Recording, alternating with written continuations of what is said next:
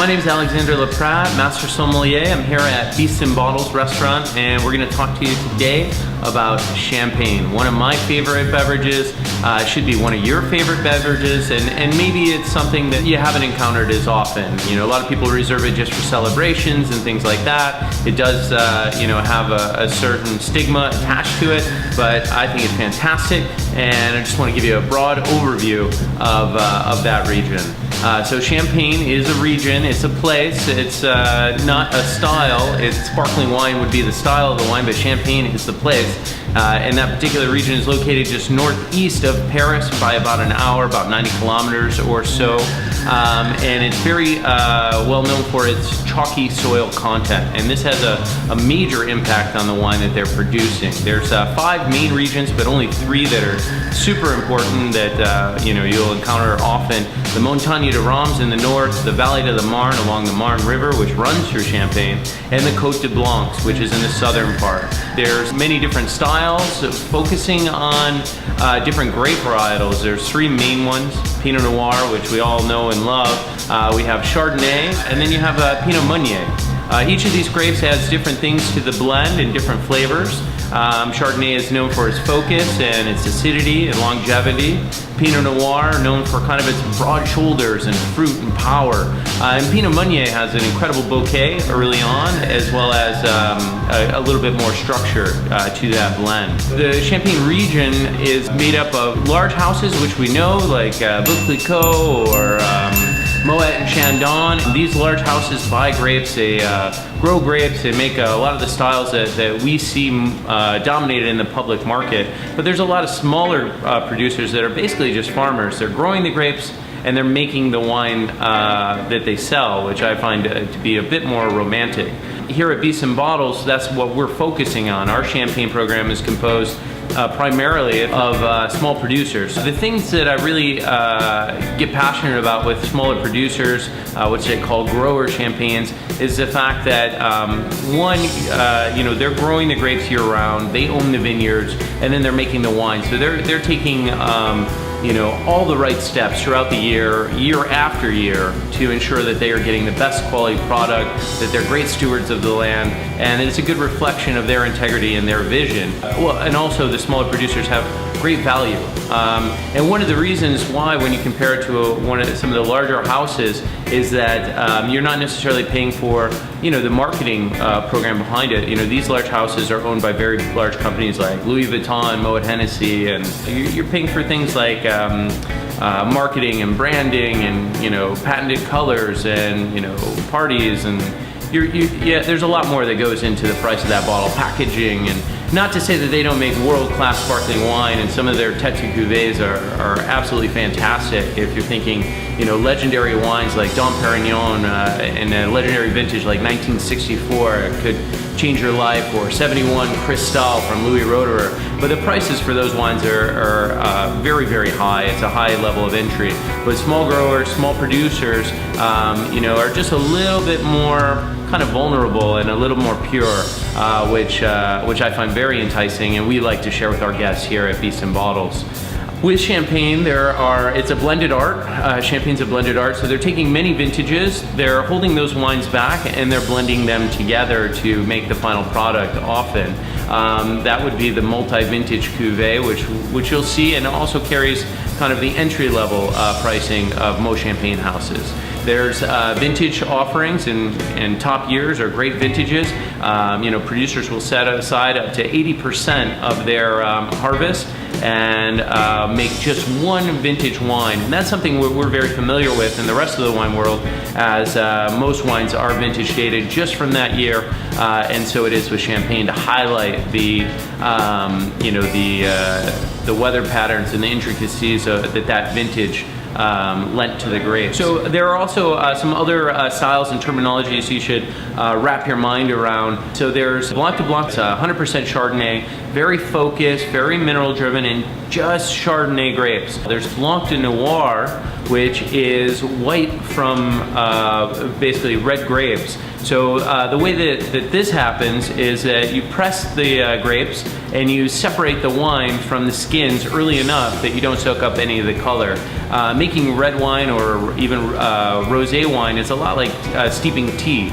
The longer you steep the tea bag, the more intense that color and that flavor will be from the skins. But it's the skins that give the color to it. So Blanc de Noir is red grapes, so we're looking at Pinot Noir and Pinot Meunier primarily that they press, and then they separate the wine off of the skins before it soaks up too much color. These tend to have a little bit more texture and a little bit more power. Some people leave the wine on the skins longer to make a very powerful style. And I've used champagnes like that on the floor of 3-star Michelin restaurants to go with things like duck or steak. And every once in a while we'll do the same here at Beasts and Bottles, which it's a little bit unexpected and absolutely incredible. Let's talk about the sparkling wine process that Champagne became very famous for. All right, to make still wine, you grow the grapes, you press them, you have the juice, it's filled with sugar, wild yeast will come along, eat the sugar, making a fermentation process, producing alcohol and carbon dioxide as a byproduct. This is how you make wine in all the regions of the world. Now, what was interesting about Champagne, what they did was they managed to have that fermentation happen early on, then put it in the bottle, add a little bit more sugar to do that secondary fermentation, and then they put a closure on top, kind of like a beer cap, or some people will put in a cork. So in the bottle, after the first fermentation, you have a secondary fermentation. That secondary fermentation does boost the alcohol percentage just a little bit, but it produces more carbon dioxide, which is where we get the wonderful bubbles from. If the bubbles can't escape, they're trapped in the bottle, and that's what makes it so refreshing and sparkling. So when you're out shopping for, a champagne or sparkling wine, you're going to see those larger brands that you've probably heard of already, the Moet and Chandon, the Veuve Clicquot, brands like that. But at your local wine shop, your wine store, here in Brooklyn Heights, with just down the street from Beasts and Bottles, there's Heights Chateau. They've got a great selection of smaller grower champagnes.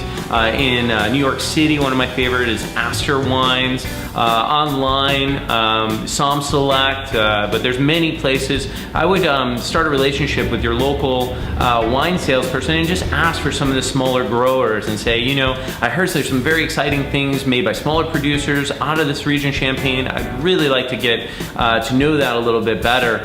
Some of my personal favorites, there's Pierre Paillard, Pierre Moncuy, Jacques Solas, Raphael Barache, Arnaud Margain, Pierre Giminet. There's all these really great smaller growers that are out there that you can definitely find. If you happen to find yourself in New York, come visit me in Brooklyn Heights at Beasts and Bottles, and I'm going to show you some of the small gems. I don't want to give away all the secrets, but I do want to leave you with just some of the special offerings that we have here that not only are full of passion and full of this honest integrity of the terroir, but won't break the bank for Champagne. I had the pleasure of winning the Ruinart competition, the very first one here in the United States. They took us all over to Champagne, which was great. We had a blind tasting of 45 different Blanc de Blanc champagnes. There was a couple producers that really stood out. One I had never heard of before, and I was so excited to figure out more when I got back to the States and really dive into it. Pierre Moncuy.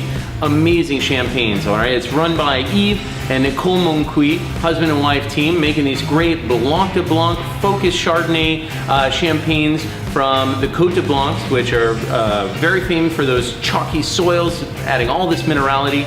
One of the hidden gems, kind of the jewel of their portfolio, is their Cuvée Nicole Moncuy. This is Old Vines 2005. They only make it in the best vintages when Nicole feels everything is right. It comes from a single vineyard, Le Menil, which is arguably the most famous Blanc de Blanc vineyard Grand Cru in the Côte de Blanc. And it's 100-year-old vines, which is a super big deal. It gives you deeper root structure, more intensity, and it's rare that there's that many vines with 100 years or more due to phylloxera, which wiped out many of the world's vines. By contrast, the one other champagne that's very famous for Le Menil fruit called Salon. They make only Blanc de Blanc from a single vintage, from a single vineyard being Le Menil, just like this one, but it'll cost 6 to 7 times as much. All right, so Pierre Moncuy, check them out. Even their entry-level Blanc de Blanc is incredible. Another producer that I've been a big fan with since my time with the French Laundry, we were pouring this by the glass. This is Pierre Géminet, another gem focusing on my favorite style of Blanc de Blanc, this very focused style of champagne. This particular bottling is their Special Club bottling. What's the Special Club? Special Club is 28 different growers, all growers, no big houses, sitting around a table tasting each other's wines each year. And they're like, hey, it's a really great vintage. This is a perfect wine, Pierre. You need to put this in the bottle. Let's see what happens. 3 years later, they all come back together, they taste it again, and they say, you know what, that champagne is amazing. You have to put it in our special bottle and you have to release it. So this is kind of the highest endorsement for growers to say, hey, we recognize this particular champagne as a whole. Pierre made outstanding wine that vintage. Check it out. Special Club, there's 28 different growers you can choose from. If you can find them, they're all incredible and great value for the quality. The last one that I really want to highlight for you as something near and dear to my heart. This is Champagne Doyard. This is their entry-level Cuvée Vendémiaire. Again, they're a Blanc de Blanc specialist, but what makes them very different is that they have incredible lees aging, longer lees aging on the grape skins and yeast. Gives it great texture. It has so much texture. It makes it very versatile with different types of food, but it's still very refreshing. They have the Cuvée Vendémiaire, which is their entry level, and they have Clos de l'Abbé, which is a true walled off vineyard, never touched with any kind of pesticides or herbicides, and the vines there are 60+ years old. It's outstanding. So I highly recommend that. Also, I've celebrated with this with many friends and family events, special occasions out of Magnum. They age incredibly well, and it's sad, but a little bit sweet, but a little bit sad that unfortunately Charles Doyard, who was the head of the household, just passed away. He had been the head since 2006. So we'll have to see what's to come from Champagne Doyard, but definitely get out there, try it, embrace it. It's a fantastic champagne. A couple things I want to make sure you take away. One, don't underestimate grower producers. Look for them. You know, get outside, get a hold of some of their wines. Try them. They're amazing, great quality. You don't always have to do the big houses. Two, use your local sommelier, whether it be me at Beast and Bottles or your local wine salesperson. Ask him, say, hey, you know, or her, what are you excited about? What's really cool? Get into the stories, find out what makes them tick and makes them so special. And then three, these are some of the secrets that we have here at Beast and Bottles. If I gave you everything, you'd have no reason to come and visit, but we've got plenty of these little gems and stories to go with them, and hopefully we'll see you soon.